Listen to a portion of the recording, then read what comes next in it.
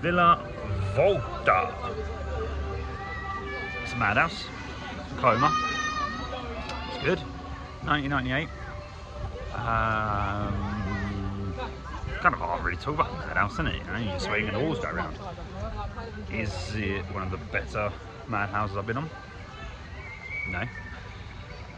It's a 10-minute ride cycle, but the ride's only 2.5 minutes, that makes sense. The pre-show is like 7 minutes, and unfortunately, it has to be Dutch, and I'm not going to get angry at that because, you know, I don't have to put it in English.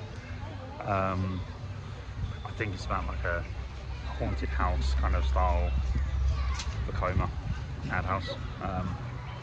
It's good.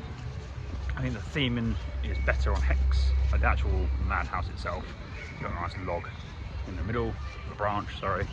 There isn't that here. I think you're in a living room or a kitchen sort of environment. Yeah, it's fun. It's a fun kind of Madhouse. Again, I'm really struggling to kind of review what a Madhouse is and does. We've all been on a Madhouse. We've all got our opinions on a Madhouse. Theming again though, inside the actual queue line is nice.